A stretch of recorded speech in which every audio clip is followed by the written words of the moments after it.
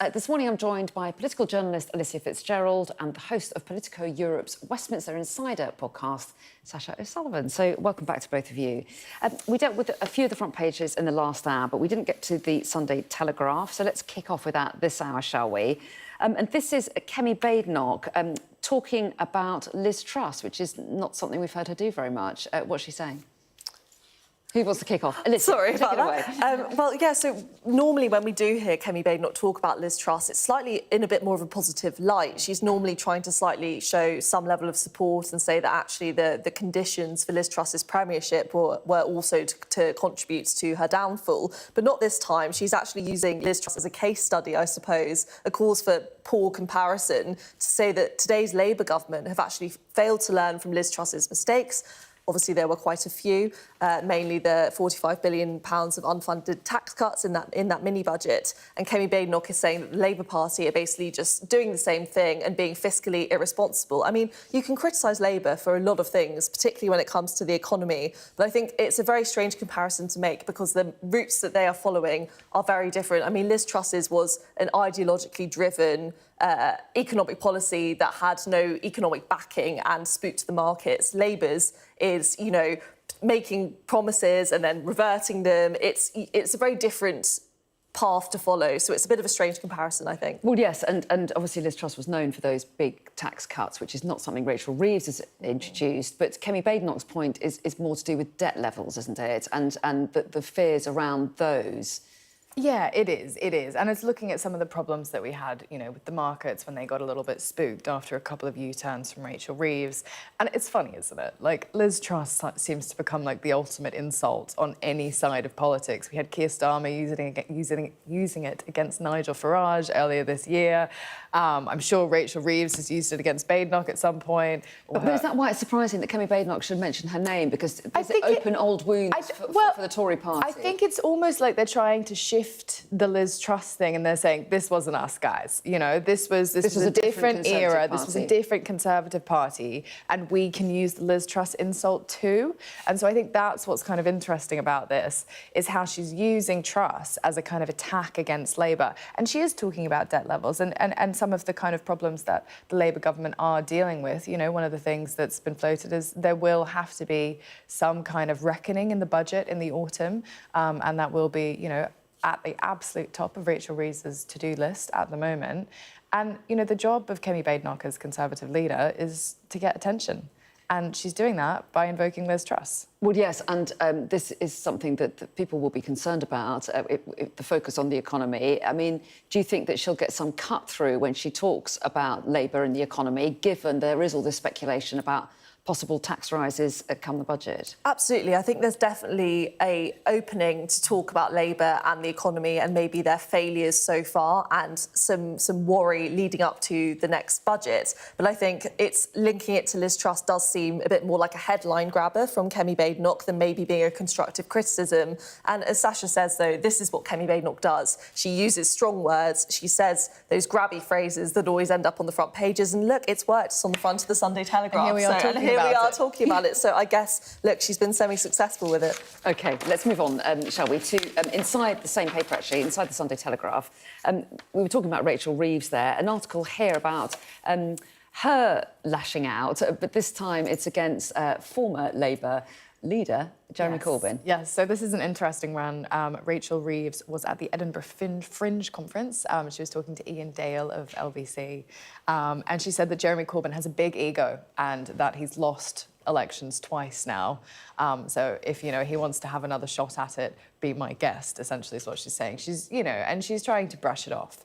But it is worrying. And I think there's been a lot of talk about Jeremy Corbyn's new party, which he's done with former Labour MP Zara Sultana, which has yet to have a name. They're bragging about how they've had, 600,000 people sign up to their email. That is a lot. Which is a lot. It is, I think, a kind of email mailing list. These are not 600,000 members. If that was 600,000 members, that would be a big thing. But what Jeremy Corbyn has always been able to do is get this kind of grassroots support. Like, that has always been the kind of appeal of Corbyn. And Zara Sultana was a key part of that too in, previous elections.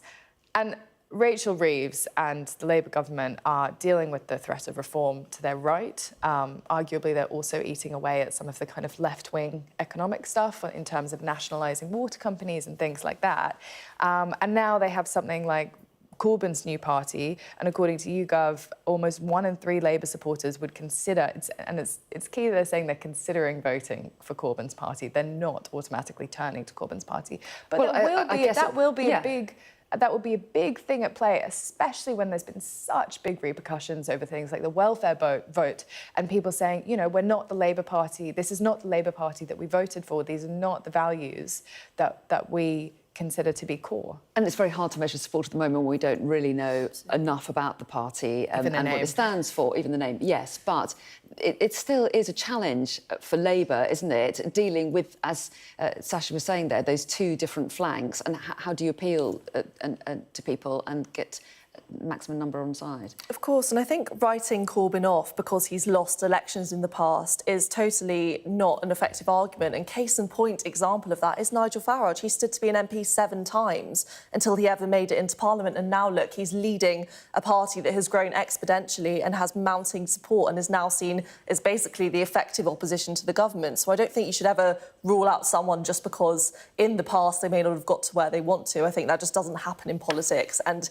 it's all very based on circumstances. And I think right now the circumstances are in Corbyn's favour. As Sasha was saying, more draw is going towards smaller parties. There is a turn against the status quo, a turn against the two traditional parties who lots of the public feel have failed them on numerous accounts. So actually, I think there's probably no time better than for this extra left-wing party to open up in terms of success rate for Corbyn. So I do think for Labour to totally write it off is probably not the best and most calculated move. OK, let's move to a completely different subject. On the front of the Sunday Times, we dealt with their main story about children being flown out of Gaza to be treated on the NHS. But this is a story, that's not it, that's the one we've just talked about, on the front of the Sunday Times about, here we go, adverts being pulled around a Channel 4 documentary. Yeah, so this is the Channel 4 documentary about Bonnie Blue.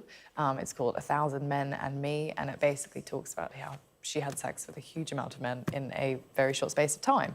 And she's been accused of kind of promoting pornography. And I think it's interesting that these advertisers have pulled out and they've said, this doesn't align with our values. This isn't something that we want to have our name attached to. And I think that's a kind of interesting, you know, there's been a lot of criticism of Channel 4 recently about how they promote it on their app, for example. And this is a different kind of pressure, I think, from the advertisers who are saying, this is, you know, we spend money with this and the kinds, you know, the people watching this, they can watch it and that's fine. We don't want to be associated with it. And, you know, there's been real concerns about it in terms of the Online Safety Act, which has just come through, which puts, you know, age verification on things like pornography websites.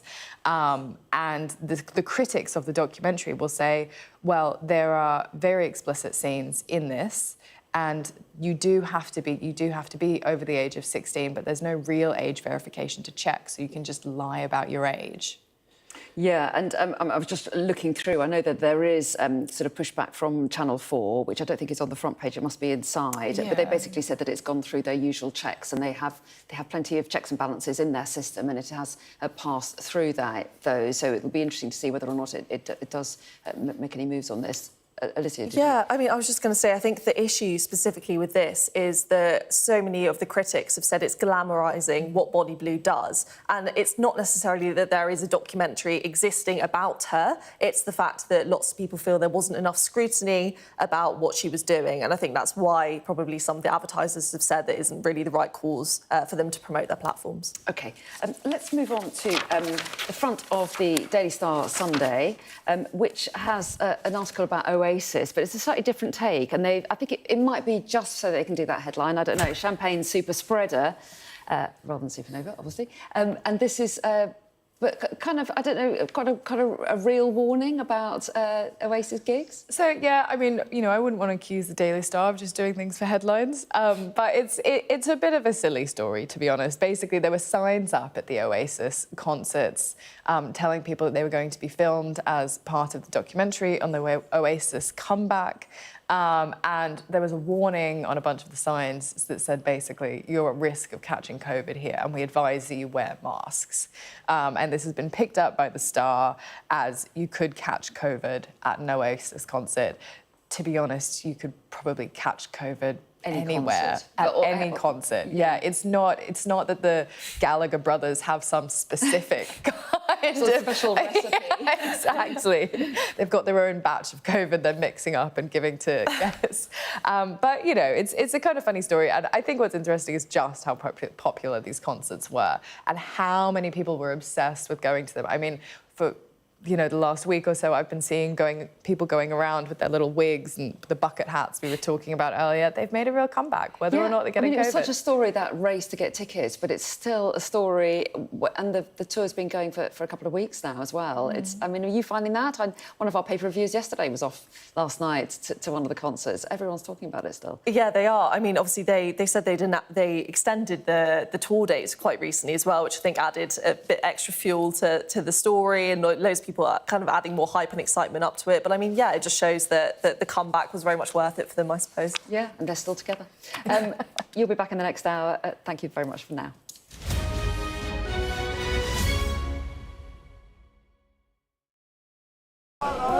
Turkey is burying its